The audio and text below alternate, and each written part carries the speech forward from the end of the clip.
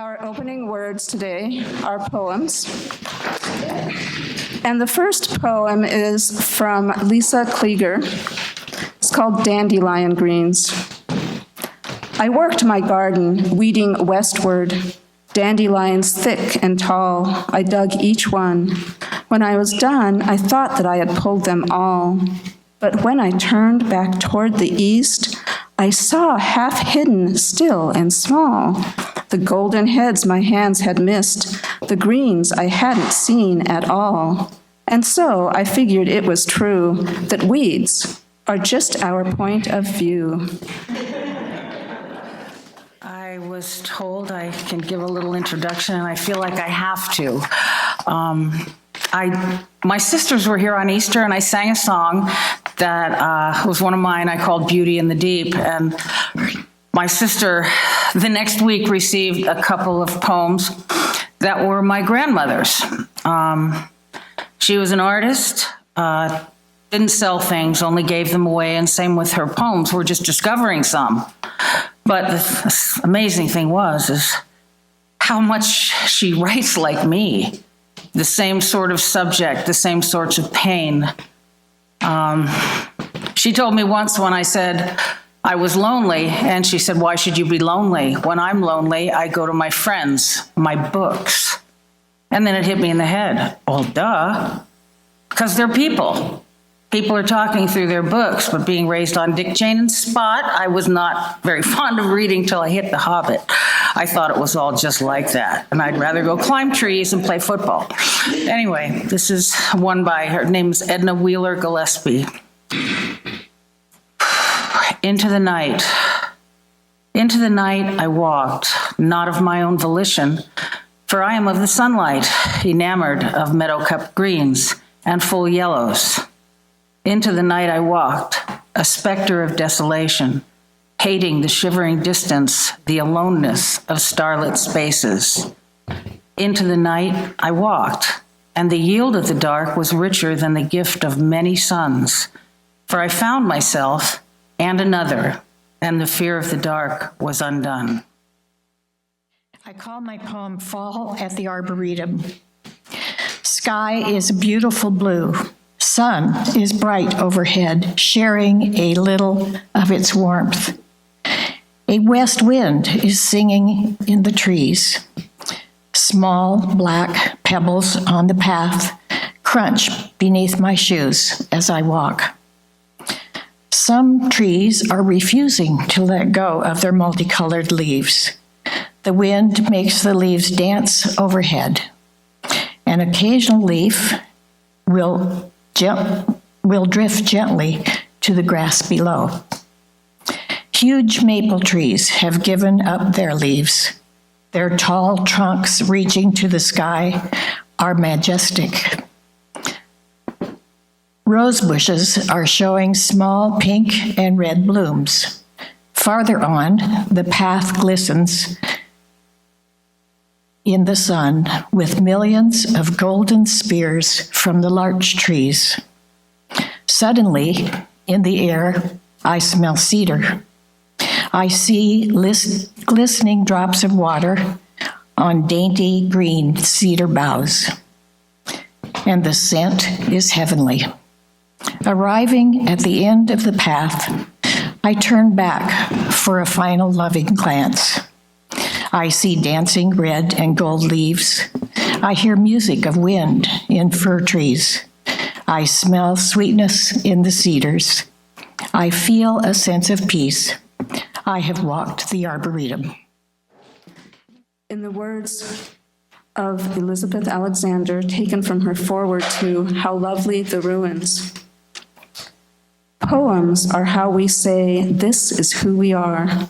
Poems are heart and soul made legible. Poems are ancient.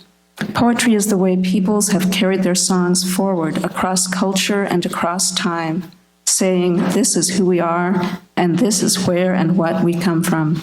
A little further on, she says, poets hold water in their cupped hands and run back from the well because someone is parched and thirsting.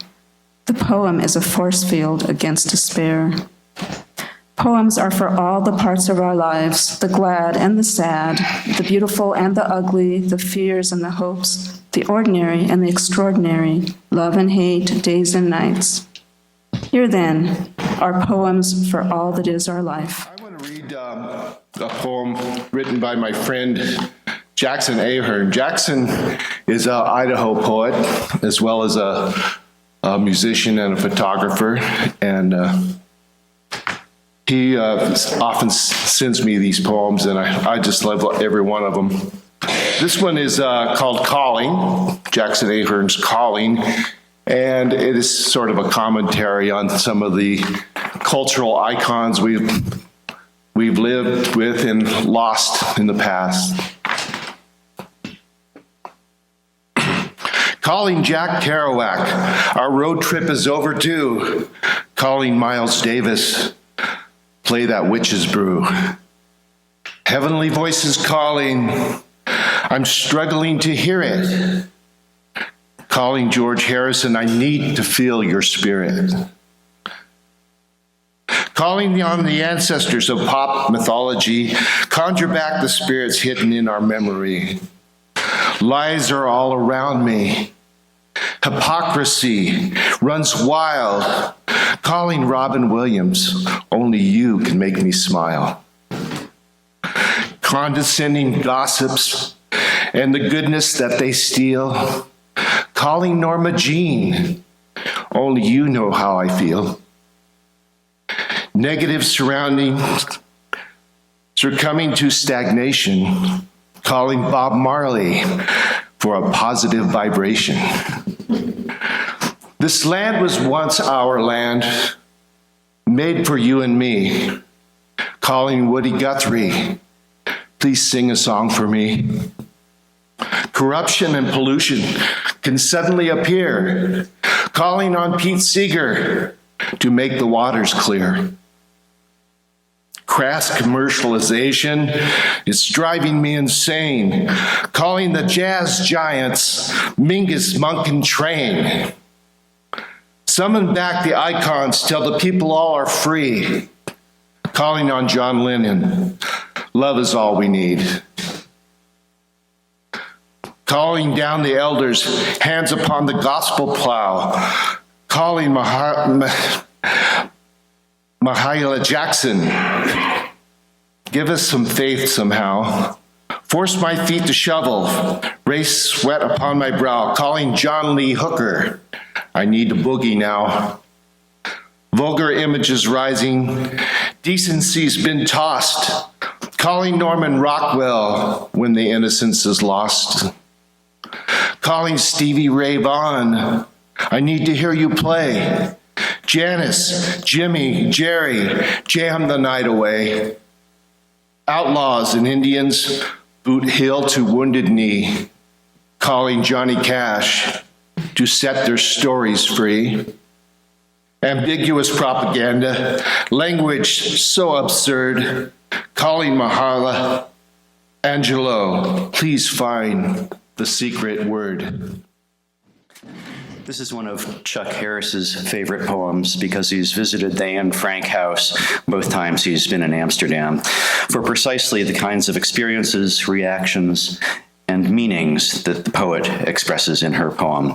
Chuck finds solace in reading it occasionally. The poem reminds him of happy travel adventures, but paradoxically, the poem also serves to remind Chuck of how someone else could find the pure center of light within the dark circle of their demons, just as Chuck sometimes finds himself caught in the circle of dark thoughts about his personal life or world events. It is Raining in the House on the House of Anne Frank by Linda Paston. It is raining on the house of Anne Frank and on the tourists herded together under the shadow of their umbrellas, on the perfectly silent tourists who would rather be somewhere else, but who wait here on stairs so steep they must rise to some occasion, high in the empty loft, in the quaint toilet, in the skeleton of a kitchen, or on the map. Each of its arrows a barb of wire, with all the dates, the expulsions, the forbidding shapes of continents. And across Amsterdam, it is raining on the Van Gogh Museum, where we will hurry next to see how someone else could find the pure center of light within the dark circle of his demons. This next song is by Richard Wilbur. When I was in Afghanistan, the Afghan faculty and I would share poems and writers that we loved, and we would also share recipes and talk about our families. And this is the poem that I sewed into little booklets and gave each of them as my parting gift when I was departing. This is The Writer by Richard Wilbur. In her room at the prow of the house, where light breaks and the windows are tossed with linden, my daughter is writing a story. I pause in the stairwell, hearing from her shut door a commotion of typewriter keys, like a chain hauled over a gunwale. Young as she is, the stuff of her life is a great cargo, and some of it heavy. I wish her a lucky passage. But now it is she who pauses, as if to reject my thought and its easy figure. A stillness greatens, in which the whole house seems to be thinking, and then she is at it again with a bunched clamor of strokes, and again is silent. I remember the dazed starling, which was trapped in that very room 2 years ago, how we stole in, lifted a sash, and retreated, not to affright it, and how for a helpless hour through the crack of the door we watched the sleek, wild, dark, and iridescent creature batter against the brilliance, drop like a glove to the hard floor or the desktop, and wait then, pumped and bloody, for the wits to try it again, and how our spirits rose when suddenly, sure, it lifted off from a chair back, beating a smooth course for the right window and clearing the sill of the world. It is always a matter, my darling, of life or death, as I had forgotten. I wish what I had wished you before, but harder. So, while I profess to be an atheist or perhaps a pantheist, I do use the word God. And this poem, I'm not going to use all those qualifiers, so poetic license. It's called Breathing into Black, where black is the great cosmos out there. God breathes in, and stars fall into a great black hole, into countless black holes and infinite sky, all falling like particles of stardust into God's breath breathing in. God breathes out, infinitely slowly, taking billions of years for this one godly breath, and out comes a big bang. We are in one of God's spiral out-breaths, thrusting outward, rolling, roiling galaxies within galaxies without end. One distant day, in God's infinitely slow time, God will breathe in again when all the stars have fallen into their black holes, coalescing all together. In the pause between breaths, God takes it all in, all the consciousness, histories, lives, and time of a universe beyond measure. And then, slowly, God breathes out again into another big bang to start all over beyond our comprehension. It's called Acceptance. At this moment, photography is the most accessible eye with its crystal clear technology, bringing us the depth of ocean, jeweled coral, breaching whales, century-old creases in canyons, and a stone, reeds and rainforests, quick-toed desert creatures, soaring skies and nebulae, the scale of butterflies, blush of flower, the abstract art of chemicals that make up everything. Microscopic detail and cosmic breath, the camera catches all. When I think of dying, I think it will be okay as long as all these phenomenal sights, these myriad earthly and heavenly lives go on strong. As long as we do not obliterate all these kindred souls. But I worry, what if we do destroy them and us with them? We are not so much a thing to lose as assassins go, perishing by our own ills. But I beg, let us not take down the world with us. And if we do, oh, not that if, but if we cannot stop a rampant fire of carelessness from human hands, then I must believe that out of the toxic airs and contaminated, irritated slime, something will emerge in eons of time to evolve into another radiant bird of paradise. Good morning. I'm Lisa Salisbury, and I'm going to be reading a two-voice poem with Rebecca Rod.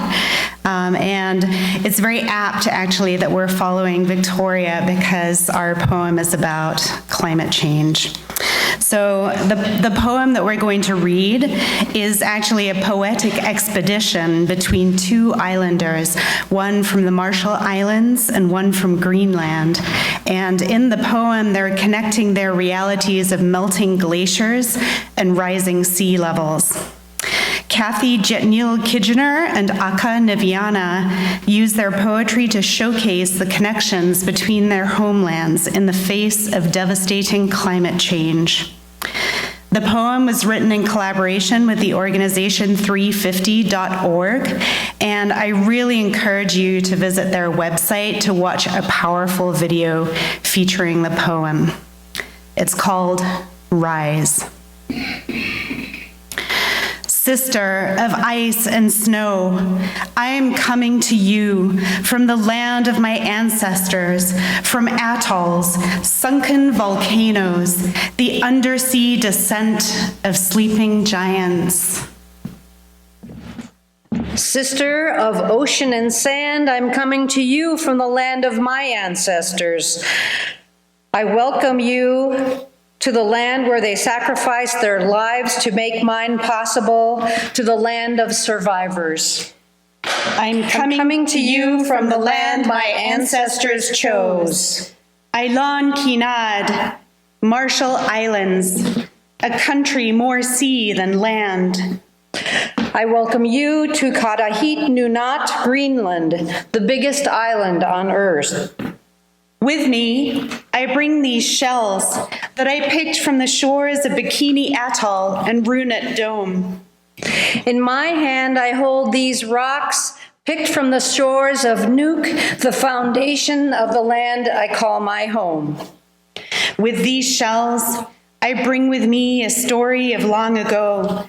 Two sisters frozen in time on the island of Uyai, one magically turned to stone, the other who chose that life to be rooted by her sister's side. To this day, the two sisters can be seen by the edge of the reef, a lesson in permanence. And with these rocks, I bring a story told countless times, a story about Sasuma Arna, mother of the sea, who lives in a cave at the bottom of the ocean. This is a story about the guardian of the sea. She sees the greed in our hearts, the disrespect in our eyes. Every whale, every stream, every iceberg are her children. And when we disrespect them, she gives us what we deserve, a lesson in respect. Do we deserve the melting ice? The hungry polar bears coming to our islands, or the colossal icebergs hitting these waters with rage from one island to another? I ask for solutions from one island to another. I ask for your problems. Let me show you the tide coming for us faster than we'd like to admit. Let me show you airports underwater, bulldozed reefs, blasted sands, and plans to build build new atolls, forcing land from an ancient rising sea, forcing us to imagine turning ourselves to stone. Can you see our glaciers groaning with the weight of the world's heat? I wait for you here on the land of my ancestors, heart heavy with a continuous thirst for solutions As I watch this land change while the world remains silent. Sister of ice and snow, I come to you now in grief. Mourning landscapes that are always forced to change, first through the wars inflicted on us, And then through nuclear waste dumped in our waters. on our ice, And now this. Sister of ocean and sand, I offer you these rocks, the foundation of my home. May the same unshakable foundation connect us, make us stronger than the colonizing monsters that to this day devour our lives. The very same beasts that now decide who should live. And who should die. Sister of ice and snow, I offer you these shells and the story of the two sisters as testament, as declaration that despite what we are told, we will not leave. We will choose stone. We will choose to be rooted to this reef forever. From these islands, we ask for solutions. From these islands, we ask. We demand that the world see beyond ACs, SUVs, their pre-packaged convenience, their oil-slick dreams, beyond the belief that tomorrow will never happen, that this is merely an inconvenient truth. Let me bring my home to yours. Let's watch as Miami, New York, Shanghai, Amsterdam, London, Rio de Janeiro, and Osaka try to breathe underwater. You think you have decades before your homes fall beneath the tides? We have years. We have months before you sacrifice us again, before you watch from your TV and computer screens, waiting to see if we will still be breathing while you do nothing. My sister, I offer these rocks as a reminder that our lives matter more than their power, that life in all its forms demands the same respect we all give to money, and that these issues will affect each and every one of us. None of us is immune. And that each and every one of us has to decide if we will rise. Good morning.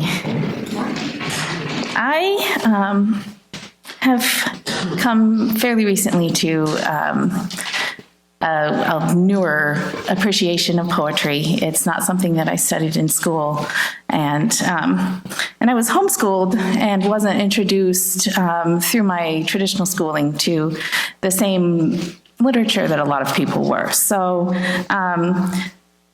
recently I've just begun to just collect poems and just sayings that make me happy, and I keep it in my little Pinterest board that I call Words, and they make me very happy. And then sometimes they'll just run through my head. I'll find a phrase from a poem just bumping around in my head like a song that's stuck and that I can't get out.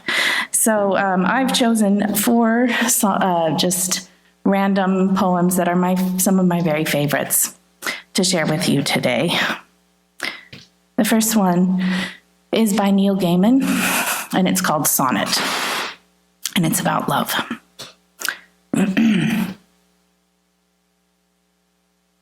I don't think I've been in love as such, although I've liked a few folks pretty well.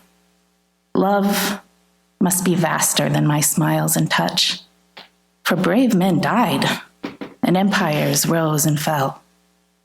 For love, girls follow boys to foreign lands, and men have followed women into hell. In plays and poems, someone understands. There's something makes us more than blood and bone, and more than biological demands. For me, love's like the wind, unseen, unknown. I see the trees are bending where it's been. I know that it leaves wreckage where it's blown. And I'm really not that sad, I'm just really nervous. I know that it leaves wreckage where it's blown. I really don't know what I love you means. I think it means, don't leave me here alone.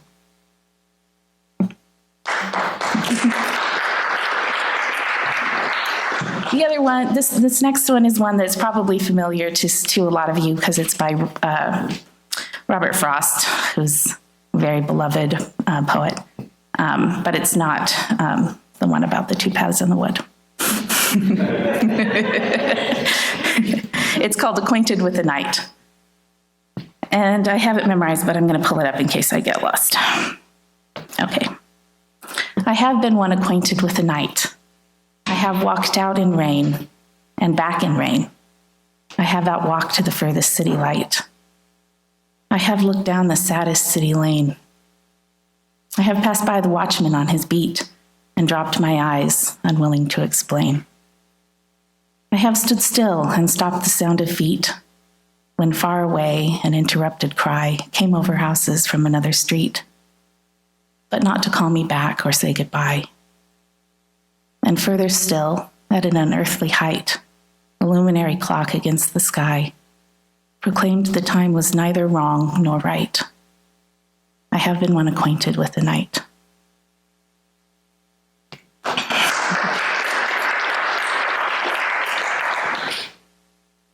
This next one is by a woman called Maggie Smith, but not the Maggie Smith that we all know, which I was disappointed to find because it would have been interesting to hear these words coming from her.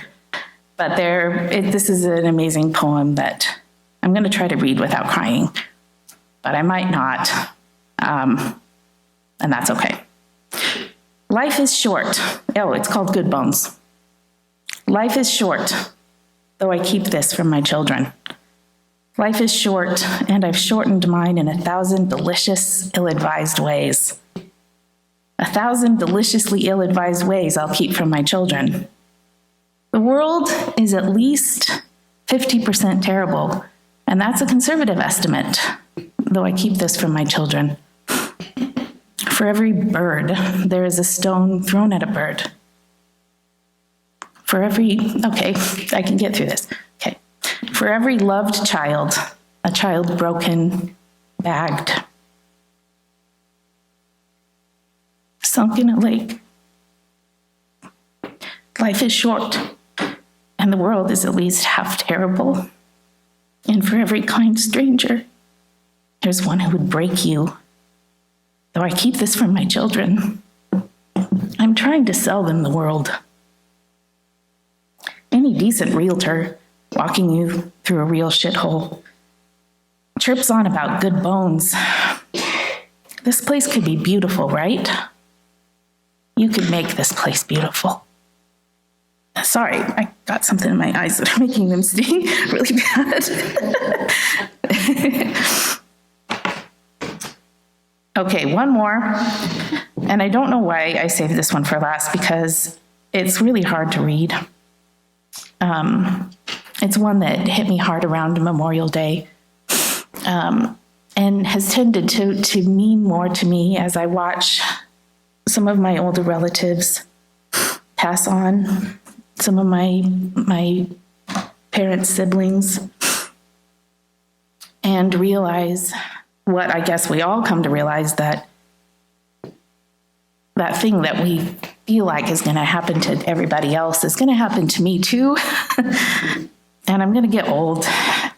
And one day, everything that I've learned about life and all the little bits that I've gathered is going to be gone, just like everybody else. So this is called Dirge Without Music, and it's by Edna St. Vincent Millay. And I'm going to try really hard to read it. I am not resigned to the shutting away of loving hearts in the hard ground. So it is, and so it will be. For so it has been, time out of mind, into the darkness they go. the wise and the lovely. Crowned with lilies and with laurel they go. But I am not resigned. Lovers and thinkers into the earth with you. Be one with the dull, the indiscriminate dust. A fragment of what you felt, of what you knew. A formula, a phrase remains, but the best is lost. The answers quick and keen, the honest look, the laughter, the love, they are gone. They are gone to feed the roses, elegant and curled as the blossom. Fragrant as the blossom, I know, but I do not approve. More precious was the light in your eyes than all the roses. Down, down, down into the darkness of the grave, gently they go, the beautiful, the tender, the kind. Quietly they go, the intelligent, the witty, the brave. I know, but I do not approve. And I am not resigned. In celebration of our unending quest for a vibrant life by Sir Walter Scott, Sound, sound the carillon. Sound, sound the carillon, fill the fife, to all the sensual world proclaim that one crowded hour of glorious life is worth an age without a name. In tribute to all who have found community here, by Robert Frost, The Road Not Taken. Two roads diverged in a yellow wood, and sorry I could not travel both and be one traveler. Long I stood and looked down one as far as I could to where it bent in the undergrowth. Then took the other as just as fair, and having perhaps the better claim, because it was grassy and wanted wear. Though as for that, the passing there had worn them really about the same. And both that morning equally lay in leaves no step had trodden black. Oh, I kept the first for another day. Yet knowing how way leads on to way, I doubted I should ever come back. I shall be telling this with a sigh, somewhere ages and ages hence.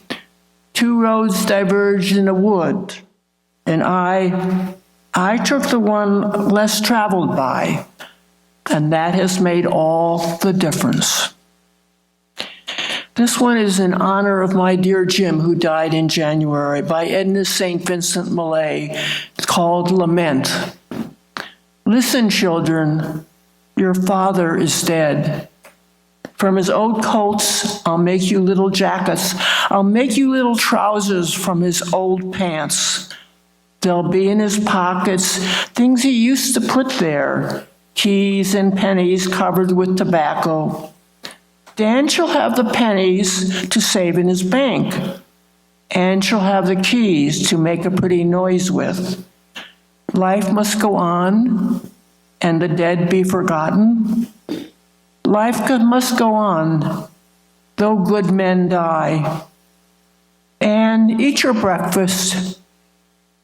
Dan, take your medicine. Life must go on. I forget just why.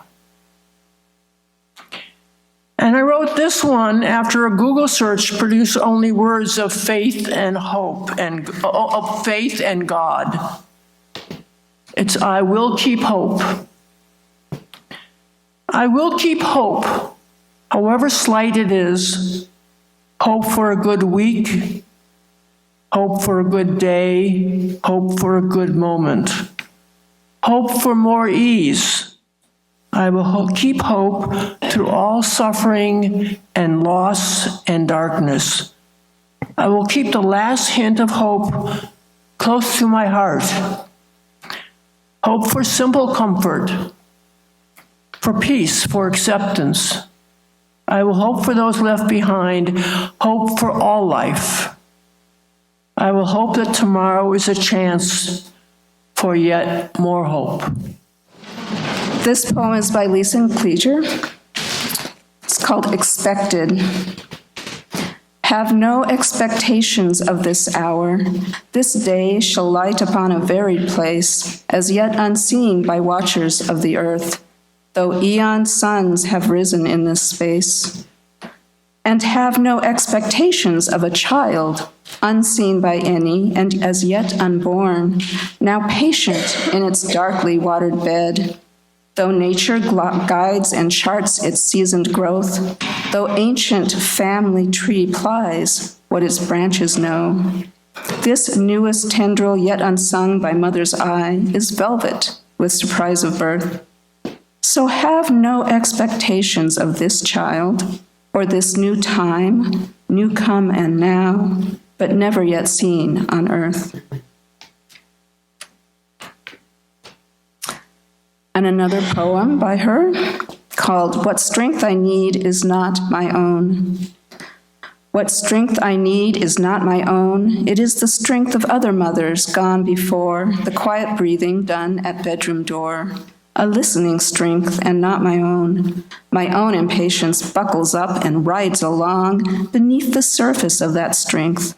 And when I feel exhaustion carry me to edge, I find myself again upon my feet, stolid, rocking, rocking. Upon the white carpet deepening with the dark hours, a small head nestled in the hollow of my shoulder, a small heart beating a slowness of breath and riding upon that strength to sleep upon that strength of other mothers gone before, collectively in need and not my own. Here's one. Let yourself be silently drawn by the strange pull of what you really love. It will not lead you astray. My words, trust it. And Rumi says, your task is not to seek for love, but merely to seek and find all the barriers within yourself that you have held against it. This is true for all of us in a small way or a big way. Check it out. If you are irritated by every rub, how will your mirror be polished?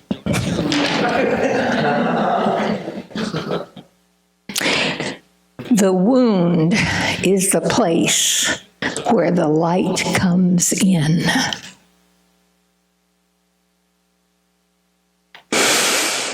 You were born with wings. Why prefer to crawl through life? Because I know there's more in every one of you that needs to be expressed. Follow it. Dare to express yourself. Okay, back to Rumi. Here's a good one. What you seek is seeking you. My words, be open. It wants to find you. And Rumi says, as you start to walk out on the way appears. You just move your foot and the path opens up. I know, I've experienced this. You are not just a drop in the ocean, you're the whole ocean being the drop. And here's a funny one. Maybe you own it like I do. Yesterday, I was clever, so I wanted to change the world. Today, I am wise, so I'm changing myself. One of my favorites. Now, I'm going to leave you with one that's a challenge. It's short, like all the rest, because it's easy to talk about truth, but it's very difficult to apply it. And this is a poem Rumi wrote about applying. Wear gratitude like a cloak. and it will feed every corner of your life. And so it is.